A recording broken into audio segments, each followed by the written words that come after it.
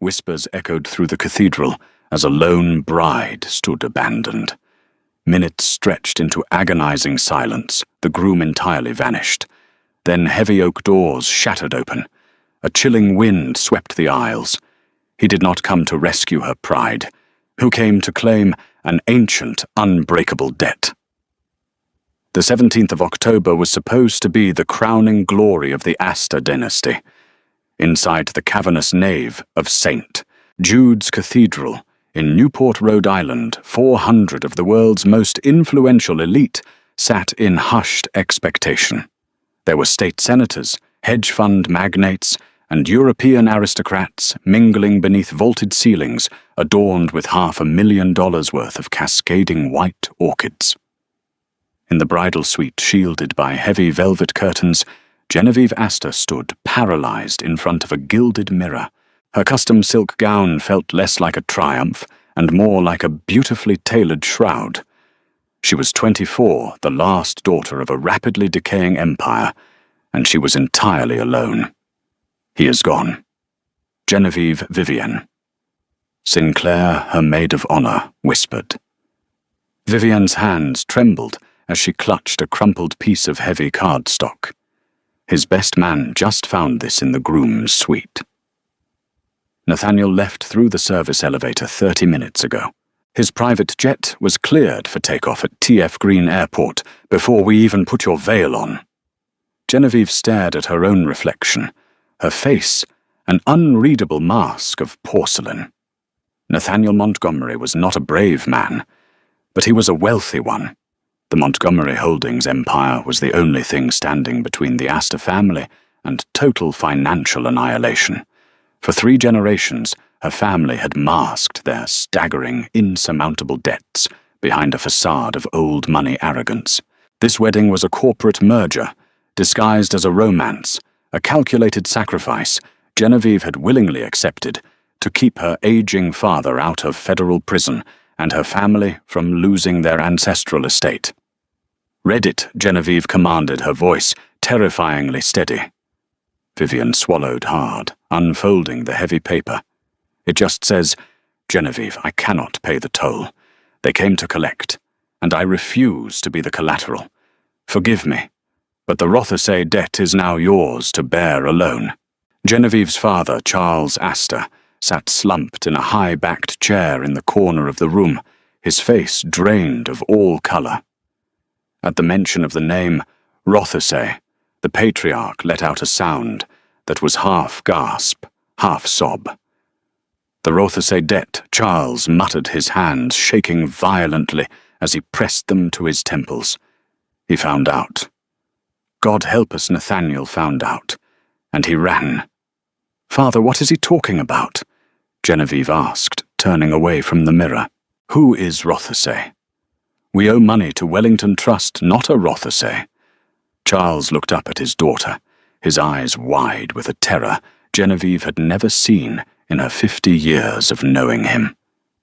"Wellington Trust is merely a shell company, Genevieve. It has been for a century. The Astor fortune was not built on railroads and shipping in the 1800s. My grandfather, he borrowed capital from a private entity, an entity that operates in the shadows of the global economy, an entity that does not age, does not forgive, and does not accept cash as repayment when a contract is breached." A heavy, suffocating silence filled the bridal suite. Genevieve had heard the dark, whispered folklore of elite society rumors of immortal benefactors who funded the Industrial Revolution, apex predators wearing tailored suits who ruled from high-rise penthouses in London and New York. She had always dismissed them as Gothic fairy tales invented by the ultra-rich to make their wealth seem mystical. "You sold me to a ghost story." Genevieve's voice dropped to a dangerous whisper. Nathaniel's family was supposed to absorb the debt. His grandfather had immunity. Charles wept. But if Nathaniel has broken the union, the contract defaults to the firstborn daughter. "You." Outside the suite, the string quartet had looped the introductory prelude for the 4th time. The restless murmurs of 400 guests were beginning to echo through the cathedral doors.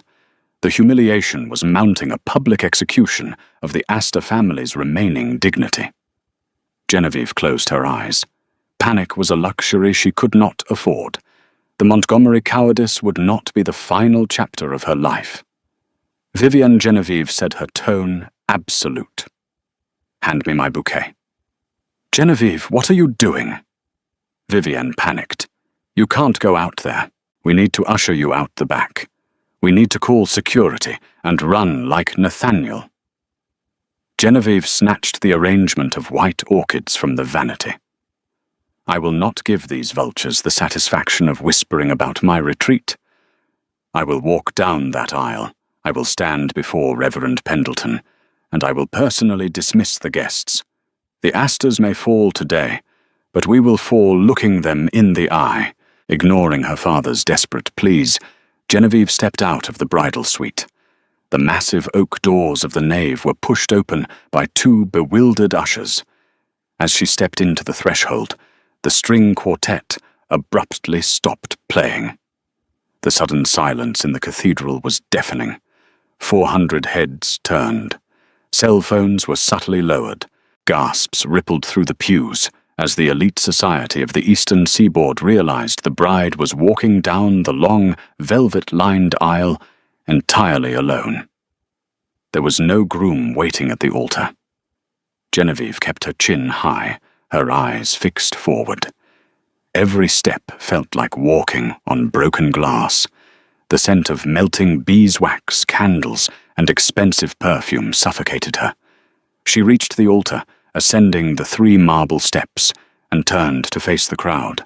Reverend Arthur Pendleton stood beside her, his hands nervously clutching his Bible. "Miss Astor, where is Mr. Montgomery? Mr. Montgomery?" Genevieve projected her voice so it carried through the acoustic chamber of the church, "has decided to—" She never finished her sentence. The heavy iron-wrought doors at the back of the cathedral did not just open. They were violently thrown apart, striking the stone walls with a deafening crack that made several guests scream. Instantly, the ambient temperature inside the cathedral plummeted. The flames of 1,000 pillar candles lining the aisles flickered wildly, violently, leaning away from the entrance, as if trying to escape the incoming draft. The stained glass windows seemed to darken, casting a long, unnatural shadow down the center aisle. Standing in the threshold was a man who commanded the very air in the room. He was absurdly tall, his broad shoulders draped in a flawlessly tailored pitch-black tuxedo that looked more like midnight velvet than standard fabric. His hair was raven dark, swept back from a face of aristocratic, terrifying perfection. But it was his eyes that seized the room, a piercing, luminescent silver that seemed to reflect a predator's intelligence.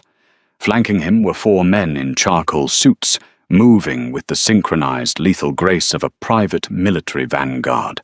Leading them was Dominic Mercer, a man with a scarred jawline and dead, empty eyes, who immediately locked the cathedral doors behind them, trapping 400 of the world's most powerful people inside. Panic flared in the pews, but it was quickly suppressed by a collective, paralyzing dread. No one moved. No one spoke. Alaric Rothesay began his descent down the aisle. His footsteps made absolutely no sound against the marble floor. As he passed the pews, the elite guests, CEOs, politicians, and socialites shrank back instinctively. Some of the older billionaires in the room, men who ruthlessly controlled global markets, lowered their heads in subservience. They knew who he was. They knew what he was. Genevieve stood frozen at the altar, her heart hammering wildly against her ribs. The predatory aura rolling off the man was suffocating. Every instinct in her human DNA screamed at her to flee, to run as fast as she could, but her feet were cemented to the marble.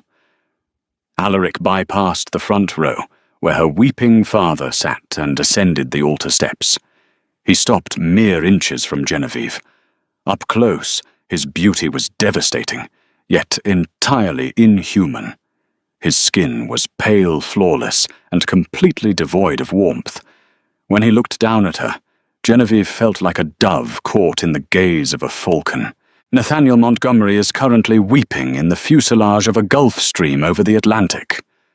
Alaric spoke his voice, a rich, dark baritone that vibrated through Genevieve's chest. He believed that the ocean could protect him from his obligations. He was incorrect. Genevieve forced herself to meet his silver eyes refusing to break. "And who are you to speak of his obligations?" A ghost of a smile touched Alaric's lips. It was a cold, cruel thing. "I am the architect of your family's existence, Genevieve Astor. My name is Alaric Rothsay, and your cowardly groom left you here because he discovered that marrying you meant adopting a debt he could never hope to repay." Reverend Pendleton stepped forward, his hands trembling violently. "Sir, you are interrupting a sacred ceremony. I must ask you to—" Alaric didn't even look at the priest. Dominic Mercer stepped up to the altar, a heavy, silenced pistol visibly holstered beneath his jacket. The implicit threat forced the Reverend into a terrified silence. Alaric turned his full attention back to the bride. "In 1874, your great-grandfather sat across from me in a parlour in London. He begged for the capital to save his shipping lines. I gave him the wealth of kings. The collateral was simple: a daughter of the Astor bloodline, untouched, unblemished, to be surrendered when the debt matured." Genevieve's breath hitched. "You're insane. 1874 was a century and a half ago. You look no older than 30. Alaric reached out his long, cold fingers, gently tracing the line of Genevieve's jaw. The touch sent a shock wave of ice through her veins, but she didn't flinch. "Time is a mortal inconvenience." "Genevieve," he murmured softly, leaning in so only she could hear the dangerous edge in his voice. "I am the king of a court you didn't know existed until 5 minutes ago. Your father knew the debt was due this year. He tried to sell you to the Montgomerys to hide you behind their family's immunity. A clever, desperate trick. But I do not allow what is mine to be given to another." Genevieve's mind raced. The whispered myths, her father's terror, the unnatural coldness of the man standing before her. It was all violently, impossibly real.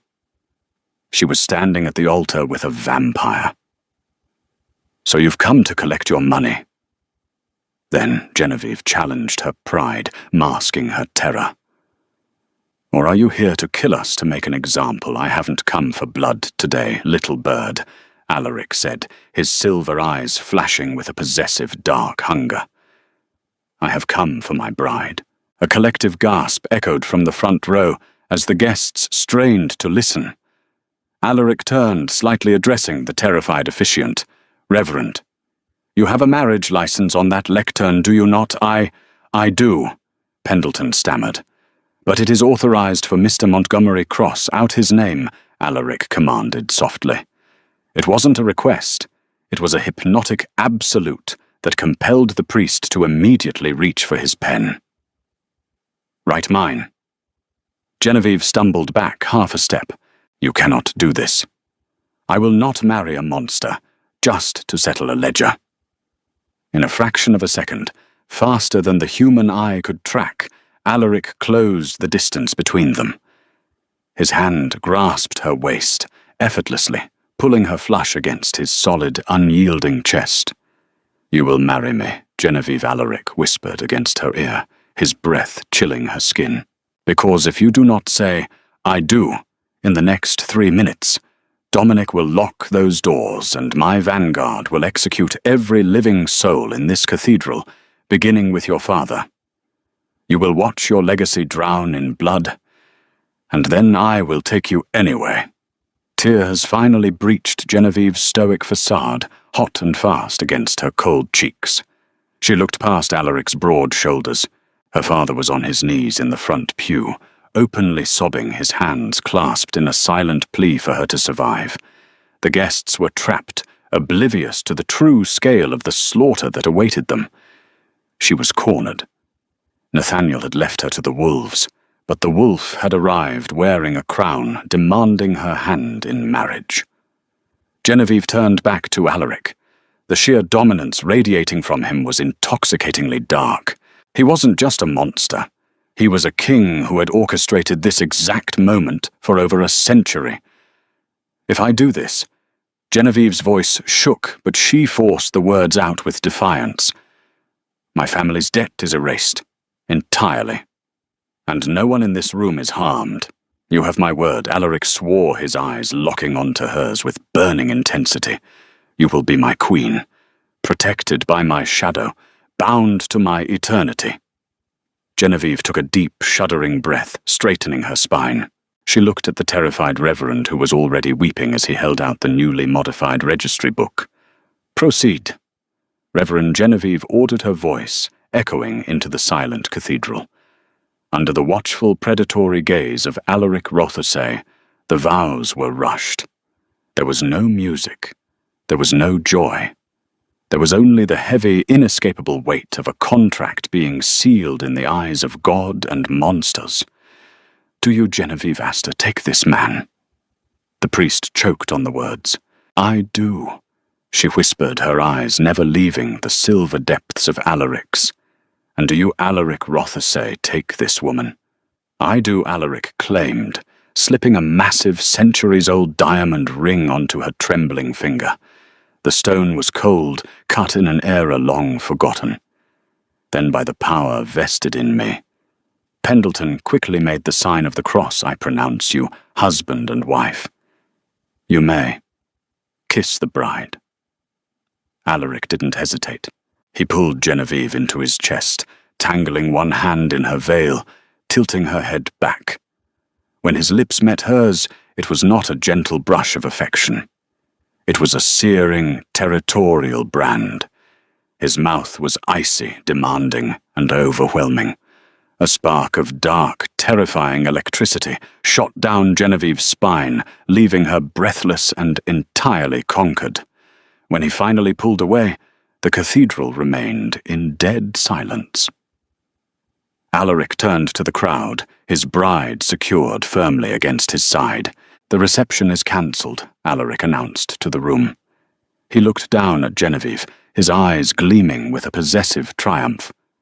"My wife and I have a honeymoon to attend to."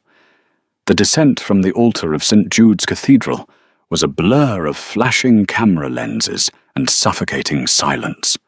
Genevieve moved mechanically, her hand clamped tightly in the freezing, unyielding grip of Alaric Rothesay.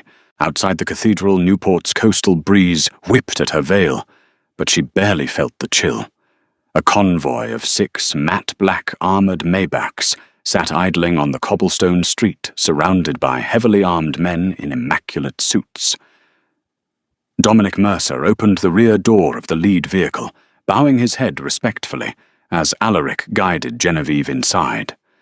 The door clicked shut with a heavy, vault-like thud, severing them from the chaotic frenzy of the mortal world.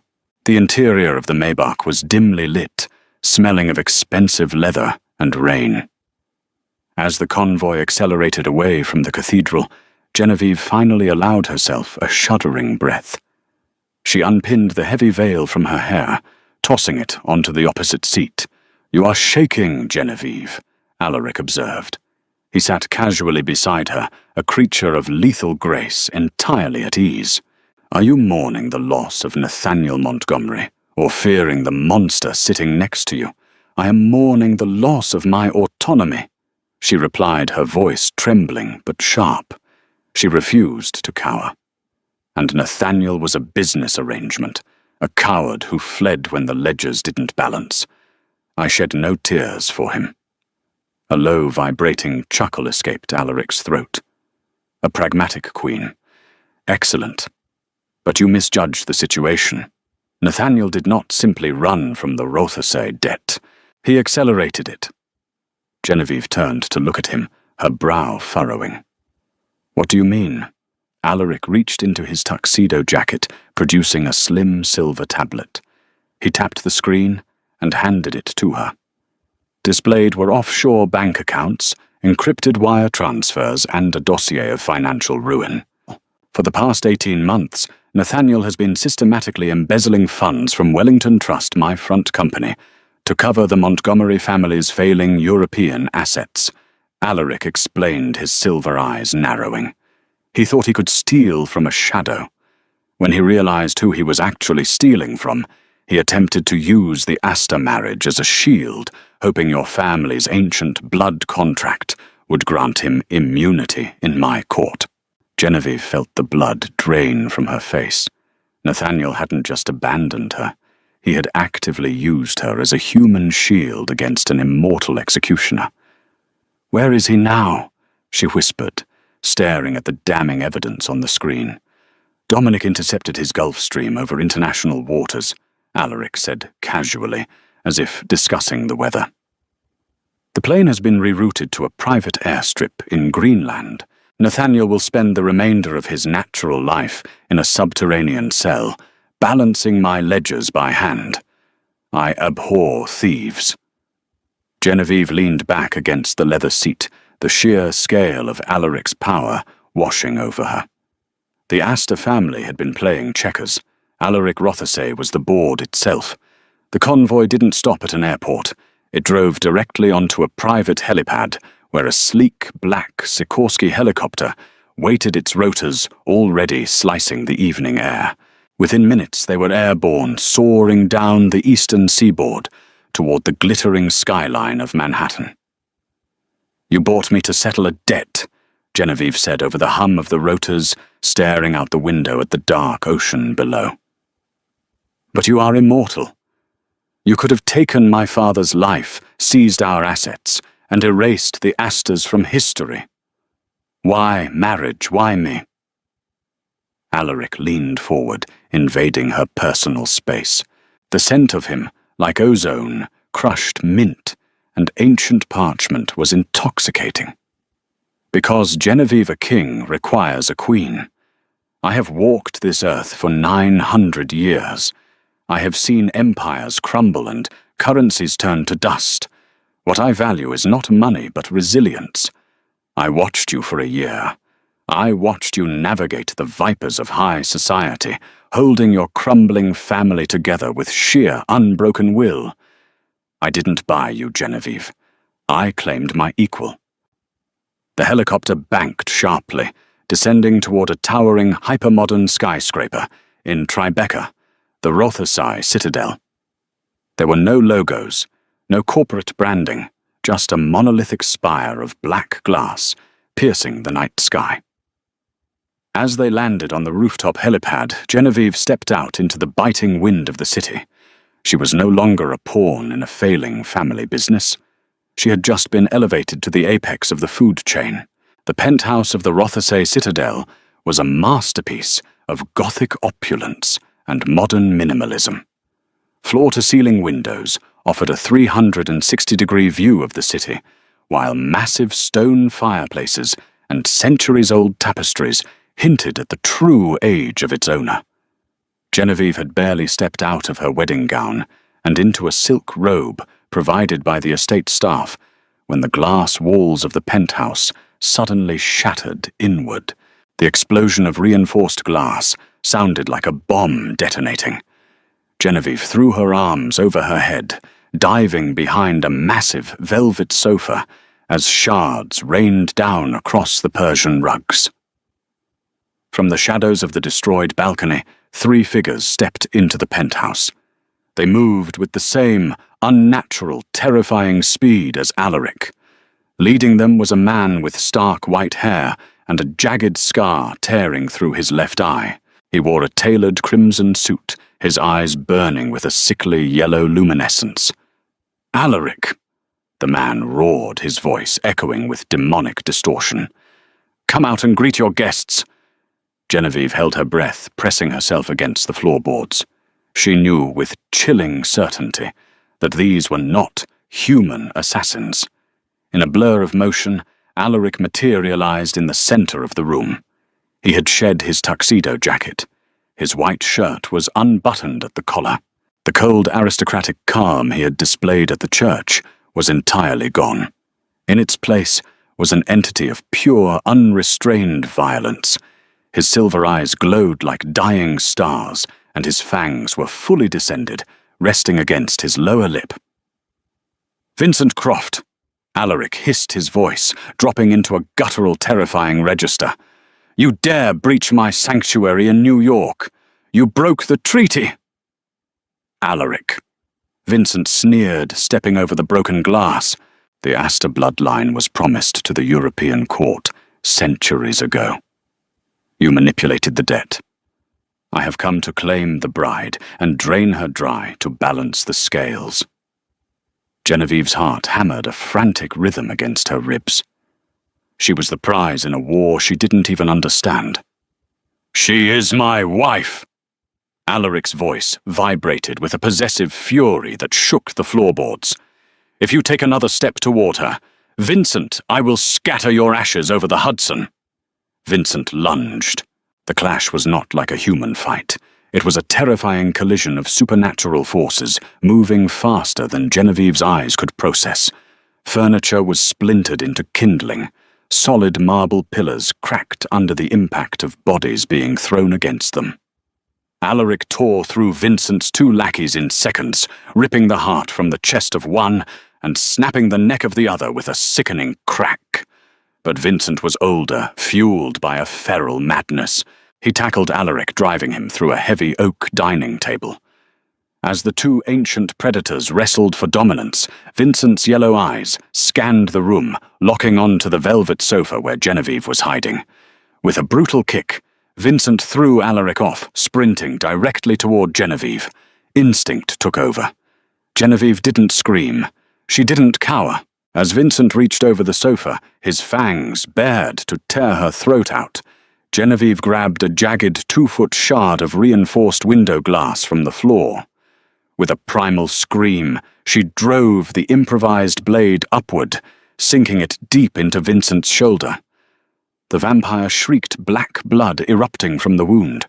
It wasn't a fatal blow, but the sheer shock of a human fighting back caused him to stagger. That momentary hesitation was all Alaric needed. Like a shadow descending, Alaric materialized behind Vincent. With one fluid, brutal motion, Alaric seized the European lord by the jaw and the crown of his head, twisting violently. The sickening sound of Vincent's spine, severing, echoed through the ruined penthouse. Vincent's body dropped to the floor, lifeless and rapidly dissolving into a pile of grey, smouldering ash. The penthouse fell dead silent, save for the howling wind blowing through the shattered windows. Genevieve remained on her knees, her breath coming in ragged gasps, her hands covered in Vincent's black blood. Alaric turned to her. He was breathing heavily, his white shirt stained with ash and blood. The monstrous facade slowly faded. His fangs retracted, and his silver eyes softened from a predatory glow back to their cool, piercing hue. He dropped to his knees in front of her, his cold hands gently taking hers, ignoring the blood. "You are bleeding," Alaric whispered, inspecting a small cut on her palm from the broken glass. "I'm fine," Genevieve choked out, looking at the pile of ash that used to be an immortal warlord. "I killed him. I stabbed him." "You distracted him," Alaric corrected softly, a fierce pride illuminating his features. "You fought back. Any other mortal would have frozen, begging for mercy, but not you, never you." He reached up gently, wiping a streak of soot from her cheek. "I promised you a kingdom, Genevieve. But to rule it, you must understand the violence it requires. Nathaniel would have let you die to save himself. I will burn the world to the ground to keep you safe. But I will not force you into the dark." Alaric brought his own wrist to his mouth, piercing the pale skin with his fangs. A bead of thick, shimmering crimson blood welled to the surface. "The contract is fulfilled by marriage," Alaric said, offering his bleeding wrist to her. "You can remain human. I will protect you until the end of your natural days. and you will want for nothing. But if you drink, you will leave the mortal coil behind. You will heal, you will reign, and you will walk beside me in eternity unbreakable." Genevieve looked from his wrist to his eyes. She thought of her father crumbling under the weight of society's expectations. She thought of Nathaniel, a coward who viewed her as a transaction. And then she looked at the immortal king before her, a monster, yes, but a monster who respected her strength, who laid his empire at her feet, and who had just killed to protect her. She did not want a fragile human life built on lies and debts. She wanted power. She wanted truth. Genevieve leaned forward, wrapping her hands gently around Alaric's forearm. She didn't hesitate. She pressed her lips to the wound and drank. The taste was euphoric liquid fire and ancient starlight coursing through her veins. The cut on her palm sealed instantly. Her senses exploded. She could hear the heartbeat of the city below, feel the shift of the wind, and see the world in breathtaking, terrifying clarity. When she finally pulled away, her own eyes were beginning to shift, catching the moonlight in a brilliant, predatory silver. Alaric pulled her into his chest, holding his new queen as she was reborn. The Aster debt had been paid in full, and from its ashes, an immortal dynasty had just begun. If you were captivated by Genevieve's descent into the dark and thrilling world of the Vampire King, don't let the story end here. Hit that like button, share this video with your fellow romance and fantasy lovers, and subscribe to our channel for more breathtaking tales of forbidden love, thrilling twists, and supernatural drama. Drop a comment below, telling us what you would do in Genevieve's shoes. Turn on notifications so you never miss a chapter.